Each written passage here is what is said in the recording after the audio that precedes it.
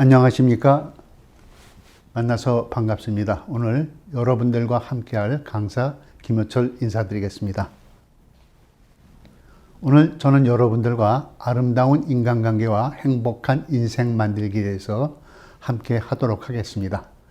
한국 사람은 처음 만나면 상견례, 서로 인사를 나누는 것이 예의로 알고 있습니다.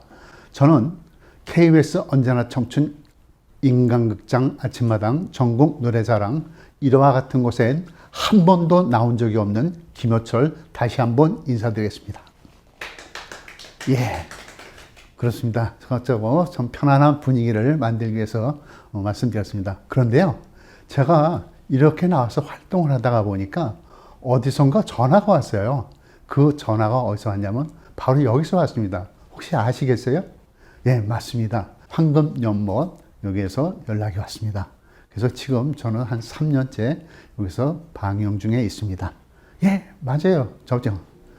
그래서 이제 좀 편안한 가운데 여러분들과 함께하는 시간을 갖도록 하겠는데요.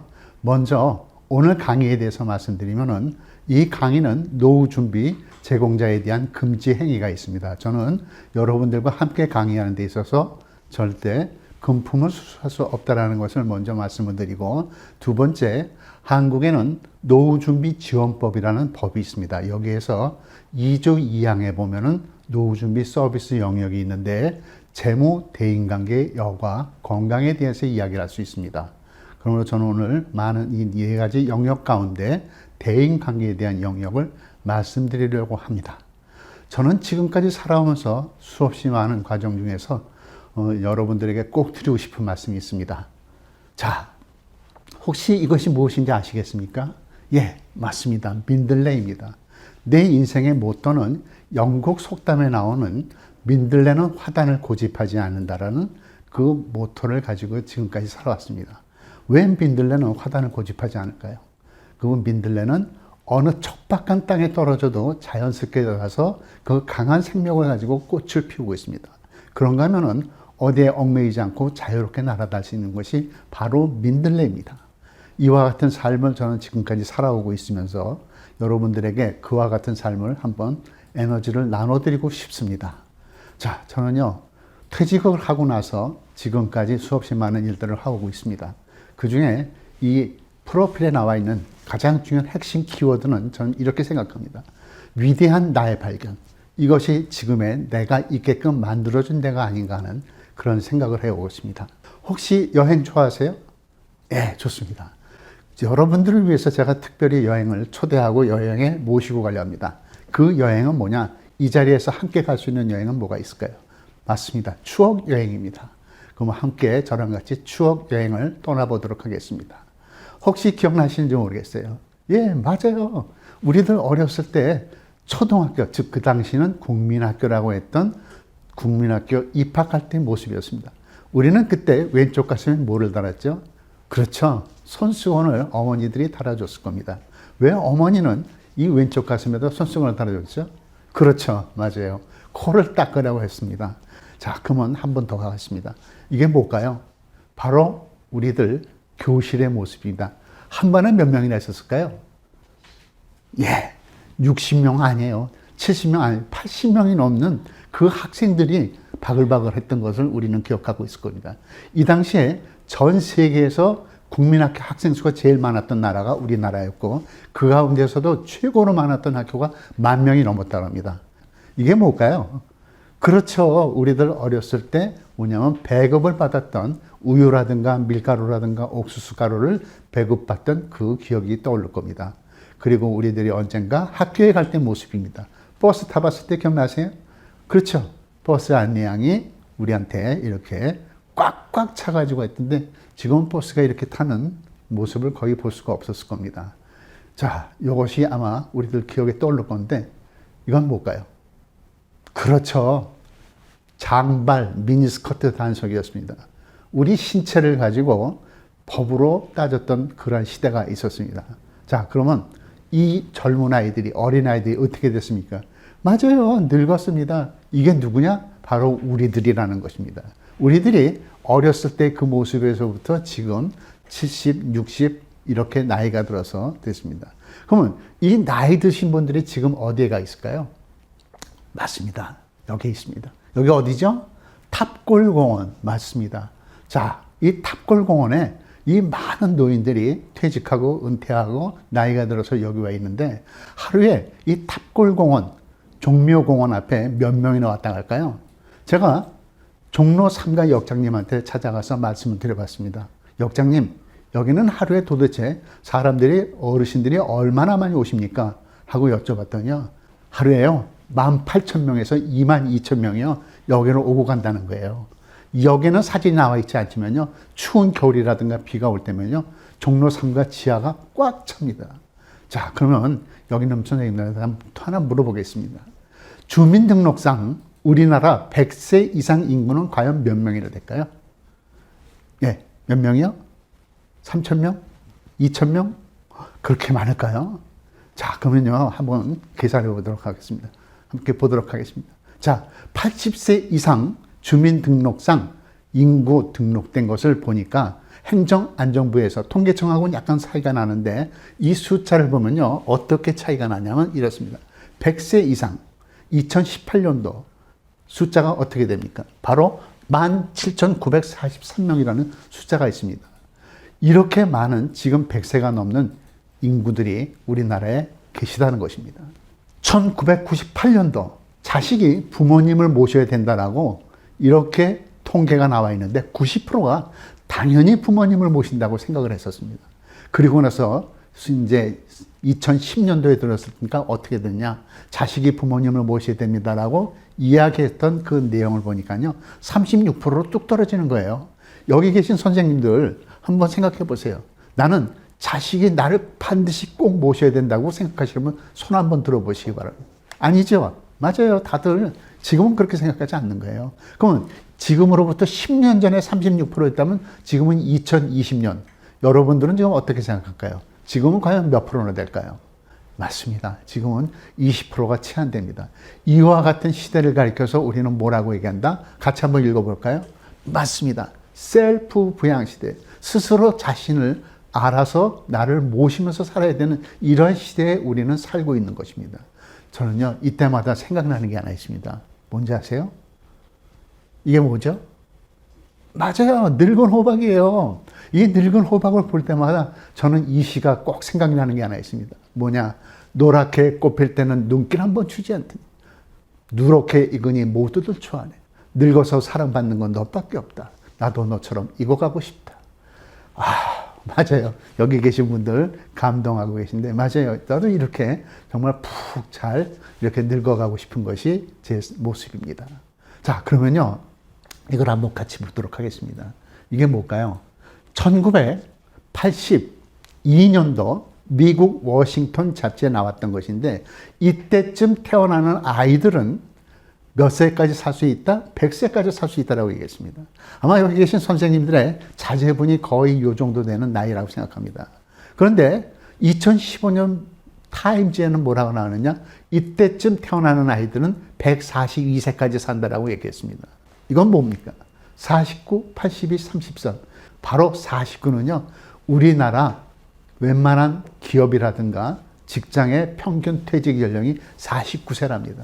얼마 전에 뭐 은행도 48세에 정년퇴직, 명예퇴직을 갖다 권하는 것을 우리는 신문에서도 봤었습니다. 그러면 이 82라는 숫자는 뭐냐? 대한민국의 평균 수명이랍니다.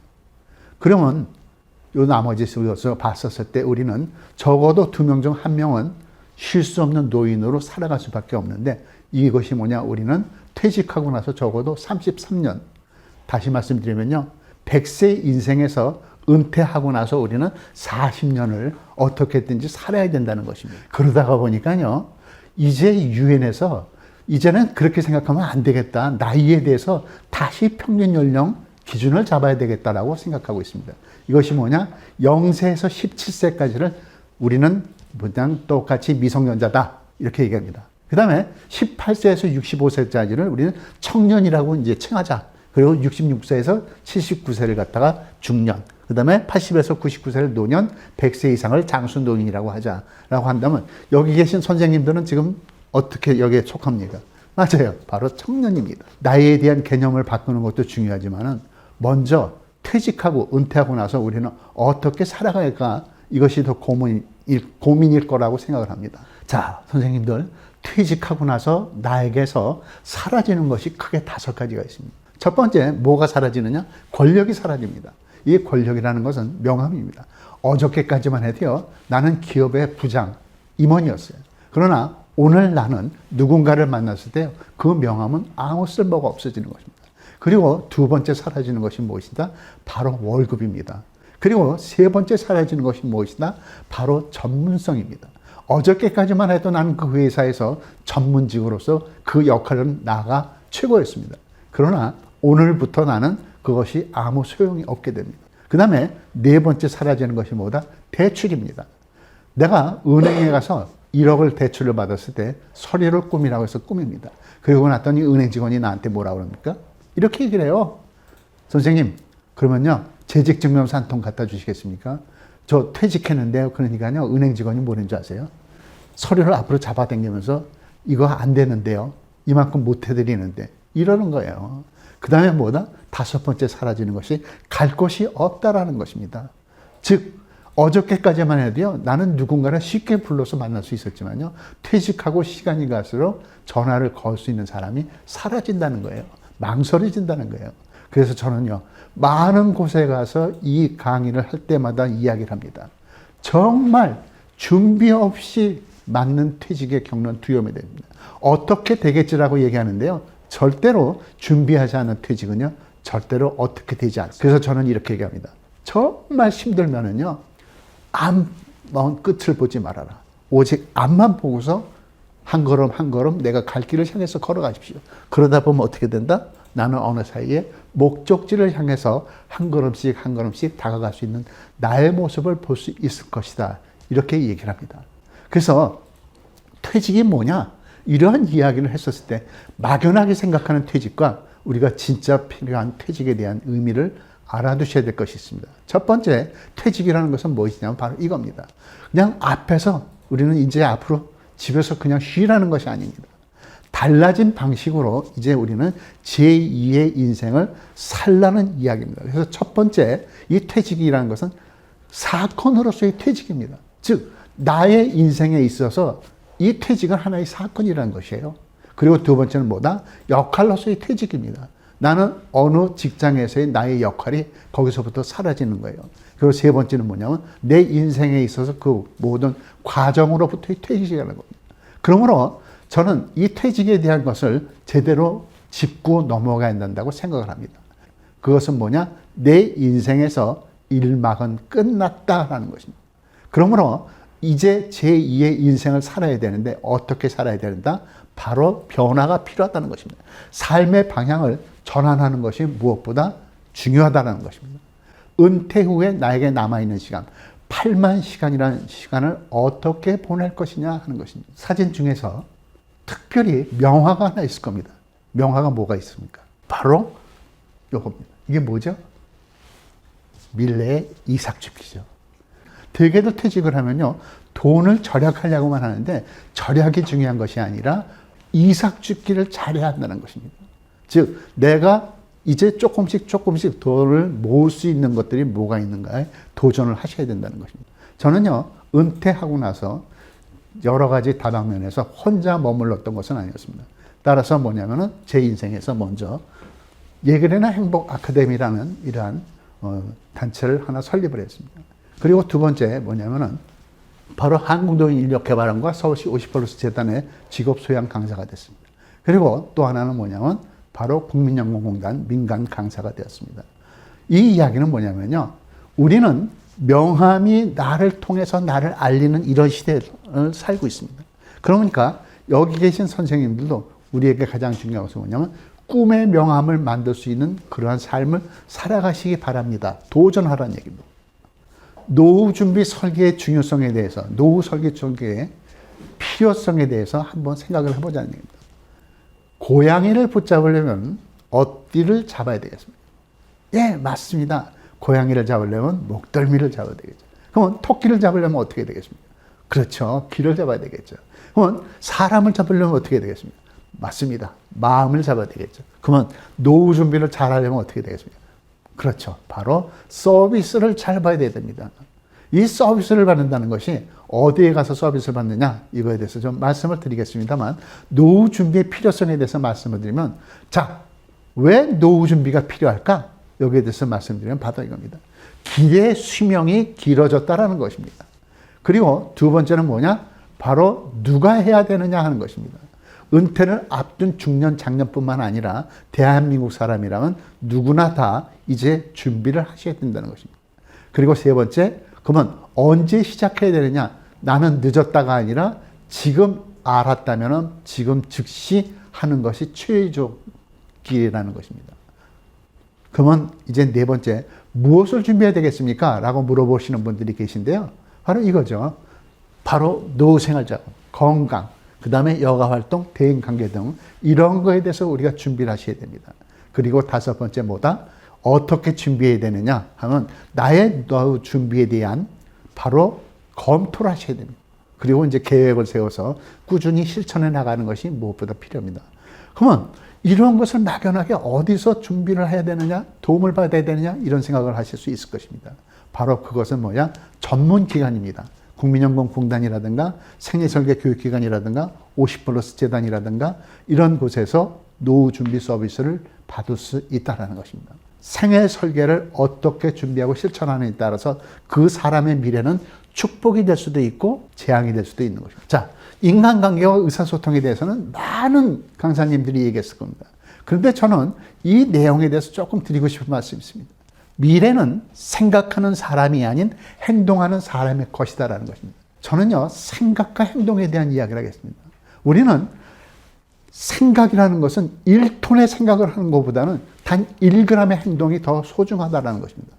1g의 행동이 하나씩 쌓이다 보면 바로 10g이 되고 100g이 되고 바로 이것이 1kg가 되는 거죠. 우리의 삶은 어떻게 된다? 만남에서부터 이루어지는 거잖아요. 그럼 이 만남에서부터 이루어지는 이 삶에 대해서 함께 이야기를 나누도록 하는데요.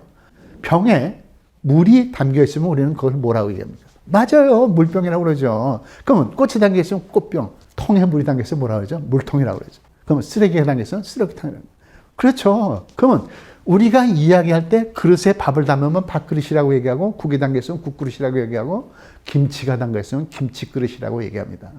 병이나 통이나 그릇은 그 안에 무엇이 담겨 있느냐에 따라서 그 쓰임을 받는 데에서 좋은 대접도 받고 아니면 버려질 수도 있는 것이죠. 아무리 값비싼 금 항아리를 하더라도 그 안에 무엇이 담겨 있느냐에 따라서 우리의 쓰임새가 달라진다는 것이죠. 사람의 마음도 이와 똑같다는 것입니다. 그 안에 무엇이 담겨 있느냐에 따라서 그 사람이 좋은 대접을 받을 수도 있고 아니면 잘못된 삶을 살아갈 수밖에 없는 못된 대접을 받을 수밖에 없는 것을 우리는 알 수 있겠죠. 시기, 불평, 불만 이런 것을 가지고 있는 사람들은 부정적인 정서를 가득한 인간이 되겠죠. 반면에 우리들이 감사, 사랑, 기쁨, 희망, 행복 이와 같은 좋은 것들을 가지고 있다면 그 사람은 긍정적인 정서를 가진 인정받는 사람이 될 것입니다. 그래서 저는 여기 계신 선생님들한테 물어보고 싶은 것이 있습니다. 나는 내 마음 안에 무엇을 담을 것인가? 맞습니다. 긍정적인 것을 담아야 되겠죠. 이제 아름답고 행복한 인생을 만들기 위한 대인관계에서 무엇보다 중요한 것은 행복한 인생을 창조하는 5가지 씨앗 심기를 함께 이야기를 나눠보도록 하겠습니다. 웃음의 씨앗을 심어라 하는 것입니다.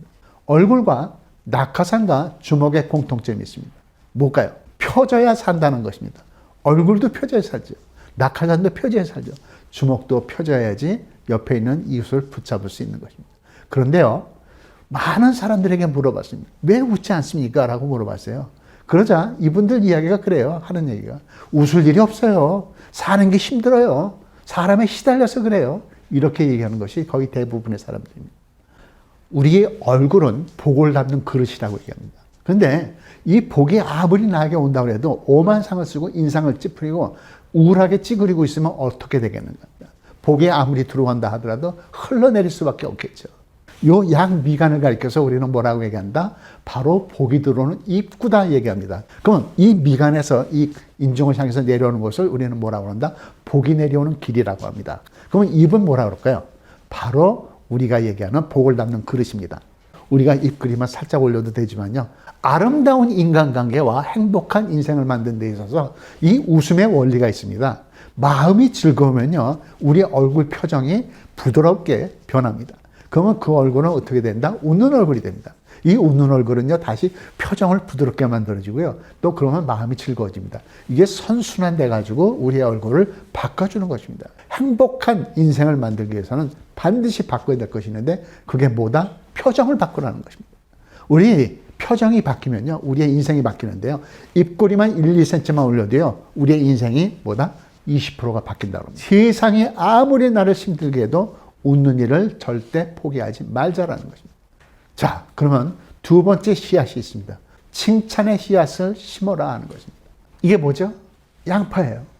이 칭찬받은 양파와 야단맞은 양파를요, 실험을 했습니다. 똑같은 양파를 세 군데다가 유리병에다 놓고 어떻게 했느냐? 한 달 동안 실험을 했는데요. 한쪽에다가는 칭찬을 해줬습니다. 한쪽엔 그냥 내버려뒀습니다. 한쪽엔 야단을 쳤습니다. 그리고 한 달 뒤에 보니까 어떻게 변했느냐? 칭찬받은 양파는 어떻게 됐습니까? 맞아요. 바로 쑥쑥 잘 자랐어요. 그리고 그냥 내버려둔 양파는 자기가 자랄 만큼만 자랐어요. 야단 맞은 양파는 어떻게 됐을까요? 썩기 시작을 했고 자라지도 못했습니다. 사람도 똑같습니다. 칭찬은 뭐다? 맞아요. 힘입니다. 인간의 본성은요, 칭찬에 굶주려 있다는 것입니다. 칭찬에 우리는 인색한 사회에서 살고 있는지도 모르겠습니다.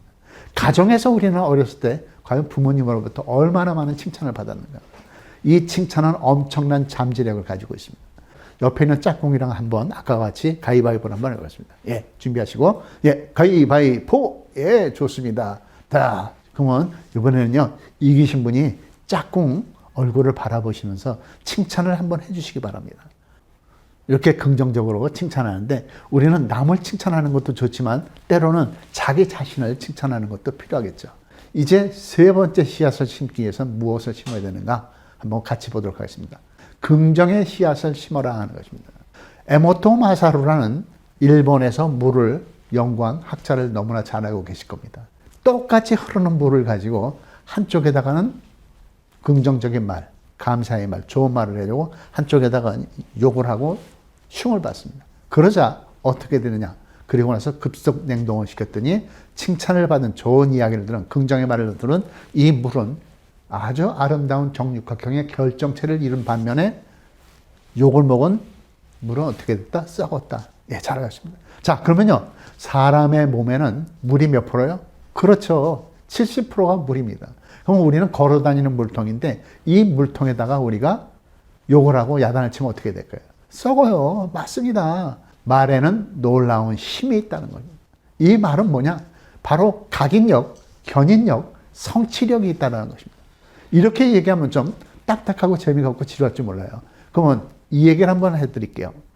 가수들이요, 노래를 부르면 그 노래 부른 그 자기의 가사대로 그 사람의 운명을 끌고 간다는 얘기를 들었을 겁니다. 한번 제가 노래는 잘 못하지만 한번 불러보겠습니다. 아무도 날 찾지 않는 외로운 이 산장에 누구겠습니까? 예, 그렇습니다. 가수 권혜경이요. 이분은 아무도 찾지 않는 외로운 산장에서 홀로 죽음을 맞이했다고. 그런가 하면 이번에는 누군가 한번 같이 보겠습니다. 찬바람이 싸늘하게 얼굴을 스치면 누구예요? 예, 차중락 가수였습니다. 이분은 30몇 살에 찬바람이 싸늘하게 불던 11월 어느 날 돌아가셨다고 합니다. 이 이야기는요, 똑같은 노래를 계속 반복해서 부르다 보니까 이 가사가 머리에 각인이 된다는 것입니다. 그리고 나서 그 사람의 운명을 그대로 끌고 간다는 것, 견인력입니다. 그리고 그대로 이루어진다는 것이 바로 성취력이라는 것입니다. 따라서 이 말이라는 것은 마음의 소리라는 것입니다. 그러니까 우리는 어떠한 말을 해야 되느냐, 이것이 굉장히 중요한 것이죠. 우리 인생에서 이 말을 하지 말아라는 건 짜증나, 신경질나, 환장하겠네, 지긋지긋해, 미쳐버리겠네, 돌아버리겠네, 이런 말들이 있죠. 긍정적인 삶을 살기 위해서는 어떻게 된다? 긍정적으로 생각해야 되겠죠? 긍정적인 말을 해야 되겠죠? 긍정적으로 말을 하기 위해서는 훈련을 하는 것이 필요하다는 것입니다. 얼굴 표정은 부드럽고 미소를 띠면서, 환한 미소를 띠면서 저를 따라해 봤습니다. 참 좋다. 정말 좋다. 나는 행복합니다. 사랑합니다. 감사합니다. 와우!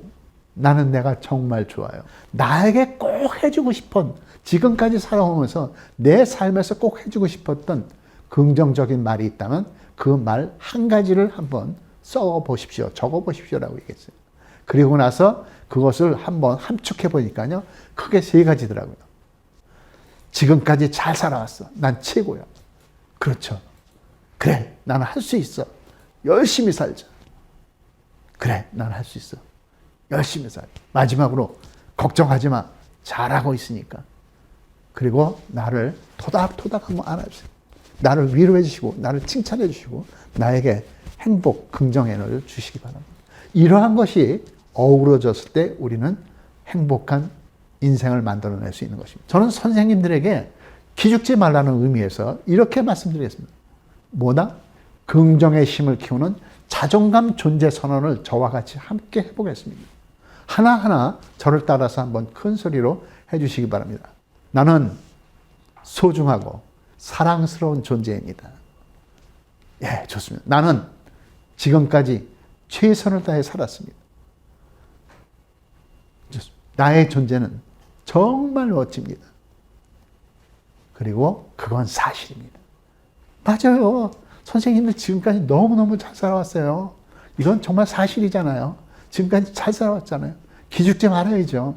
앞으로 남은 인생 우리는 얼마든지 자랑스럽게 살 수 있는 것이죠. 그 다음에 이제 어떤 씨앗을 심는다? 바로 이겁니다. 경청의 씨앗을 심어라. 다 같이 한번 읽어볼까요? 경청의 씨앗을 심어라. 이 들을 청자가 뭐다? 왕처럼 큰 귀와 10개나 되는 눈을 가지고서 하나 된 마음으로 들어주라는 것입니다. 근데 실제로 보면은 경청이 잘 안 되는 이유가 있습니다. 뭐다? 먼저 바로 이거죠. 자신이 할 이야기를 생각하고 있기 때문에 잘 듣지를 못한다는 것입니다. 그 다음 상대방 이야기를 내 경험에 비춰서 생각하기 때문에 우리는 경청이 잘 안 되는 겁니다. 그 다음에 상대방의 이야기를 나의 기준으로 평가하고 판단하기 때문에 경청이 안 되는 것입니다. 그리고 다른 생각을 하거나 선입견이 있기 때문에 그렇고요. 또 심신이 필요하다가 보니까 집중이 안 되는 경우 경청이 안 된다는 것입니다. 따라서 듣기의 5가지 단계를 보면요. 그냥 바라만 볼 뿐 귀를 닫는 상태. 이것을 우리는 뭐라고 합니다? 무시하는 상태라고 얘기하죠. 그 다음에 듣는 척하기. 또 뭐다? 선택적 듣기, 적극적 듣기, 그 다음에 공감적 듣기 이렇게 이야기했습니다. 그래서 우리는 단계로 봤을 때 나는 어떠한 경청을 하고 있는가 한번 생각해 볼 수 있겠죠. 경청의 5가지 단계에 대해서 말씀드리면 첫 번째 뭐다? 바로 이겁니다. 판단하기보다는 뭐다? 공감하는 마음이 필요하다는 것입니다. 그 다음 상대방의 소중한 존재를 인정해야 될 뿐만 아니라 또 뭐다? 바로 말하기를 최대한 절제하라는 것입니다. 내가 말을 막 쏟아내는 것이 아니라 듣는 데 치중하라는 것입니다. 그리고 몸짓과 소리의 변화까지 잘 감지하는 것도 중요하고 5번째 뭐냐? 온 몸으로 응답하라는 것입니다. 즉 몸짓과 그분의 눈빛을 바라보면서 아 이렇게 이야기를 하는구나. 이 이야기는 이러한 의미를 가지고 있구나. 이렇게 들어주는 것이 필요하다는 것입니다. 자, 그러면 이제 5번째 무슨 씨앗을 심느냐? 바로 이것입니다. 다 같이 큰 소리 읽어볼까요? 맞습니다. 감사의 씨앗을 심어라 하는 것입니다. 감사는 우리의 인생을 바꿔줄 수 있는 최고의 바로 핵심 키워드이기 때문에 그렇습니다. 혹시 여러분들이 일본에 여행을 해보셨는지 모르지만 일본에 가신 분들이 많이 사오는 과자 중에 하나가 이 계란 과자입니다. 바로 이 계란 과자 사장님이 뭐냐면 다케다 와이라는 사장님인데 이분은 하루에 자기는 과자를 만들 때마다 이런 얘기를 했습니다. 매일 100만 번씩 감사합니다, 감사합니다 하면서 과자를 만들었다는 겁니다. 그러다가 보니까 이분이 하신 얘기가 하루에 3,000번씩 감사합니다라고 외치면 당신의 운명은 바뀔 것입니다 라고 얘기를 했다는 겁니다. 자, 근데 처음에는요 이렇대요. 처음에는 감사합니다라는 마음이 없어도 된다는 거예요. 그냥 3,000번씩만 반복해가지고 계속 감사합니다, 감사합니다라만 외치면 있잖아요. 우리의 뇌가요 생각한다는 거예요. 뭔 생각이야? 왜 감사하다고 그러지? 이런 생각을 한다는 거예요, 뇌가. 그러고 나면은 이 뇌는 그때부터 감사할 일을 찾기 시작한대요. 왜? 우리 두뇌는 모순을 용납하지 않기 때문에 분명히 나의 몸뚱아리 주인이 감사합니다라고 얘기할 때는 아, 감사한 일이 뭔가 있어. 그건 감사한 게 뭐지? 그때부터 찾기 시작한다는 거예요. 그러고 나니까 감사할 일이 부지기수라는 거예요. 뭐가 그렇게 감사하냐? 보니까 내가 걸어 다니는 것만 해도 감사한 거예요. 누군가는 지금 병원에서 링거에 맞고 코에다가 튜브 꽂고 지금 무의식 상태에 있는데 그래도 나는 누군가의 이야기를 듣고 허리가 아프고 무릎이 아프고 팔다리를 절고 있다 하더라도 걸어갈 수 있으니 나는 얼마나 감사합니까? 라는 거죠. 그리고 나는 아침에 일어나서 잠자리 들 때까지 숨을 쉴 수 있으니까 얼마나 감사해요. 이 하나하나 모든 것이 감사하다라는 것이죠. 따라서 뭐냐? 우리가 분명히 이유가 있다고 해서 찾아낸 그 감사를 보니까는 아주 사소한 것들이라는 거예요. 이것이 뭐냐면 감사한 마음을 갖게끔 만들어주더라는 것이죠. 자, 그러면요. 여기 계신 선생님들, 내가 정말 지금 이 순간 내가 누군가에게 감사합니다라고 꼭 전해주고 싶은 사람이 있다면 그 사람은 누굽니까? 그리고 그 사람의 감사합니다라고 얘기하고 싶은 그 이유는 뭡니까? 한번 생각해 볼까요? 좋은 인연은 만들어지는 게 아니라 만들어가는 것입니다. 그렇죠. 바로 인간관계라는 것은 만들어지는 게 아니라 만들어가는 것입니다. 제가 이제 거의 끝나가는 시간에 선생님들에게 드리고 싶은 선물이 하나 있습니다. 뭐죠? 바로 끝까지 버려야지 말아야 할 것 10가지입니다. 나이가 들어서 퇴직하고 나서 우리가 힘이 없다고 해서 이렇게 했었을 때 절대로 버리지 말 것이 10개가 있습니다. 첫 번째, 끝까지 꿈을 버리지 마십시오. 이 꿈이라는 것을 가지고 산다는 것은 우리의 삶을 더욱 행복하게 만들어줍니다. 그 다음 두 번째, 끝까지 사람을 미워하지 마십시오. 그리고 세 번째, 끝까지 말로 상처를 입히지 마십시오. 그 다음 네 번째, 끝까지 자신을 포기하지 마십시오.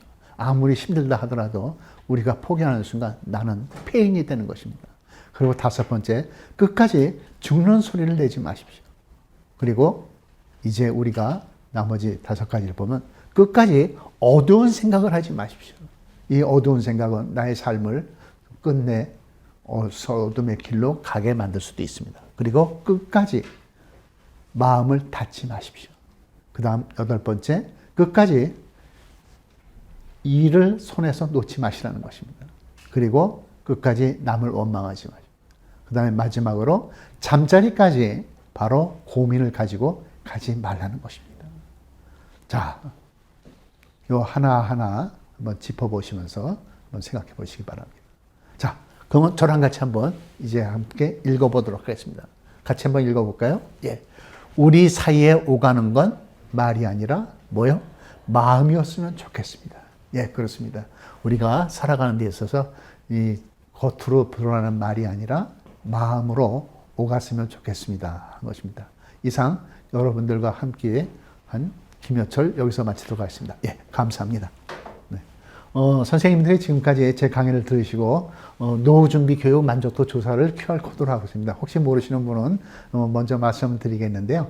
선생님들이 가지고 계신 스마트폰에서 바로 이 QR코드를 찍으시면은 카카오톡을 갖다가 보시면은 바로 오른쪽 아래에 보면은 별 점점점이 있을 겁니다. 거기를 누르시고 그 다음에 렌즈를 선택하시고 난 다음에 QR코드를 인식을 하시면은 바로 이 내용이 나올 것입니다. 그래서 여기에 대한 선생님들의 개인정보는 전혀 수집되지 않으니까 아주 허심탄회하게 이야기를 해주시면 저도 좋은 도움이 되리라고 생각합니다. 예, 감사합니다.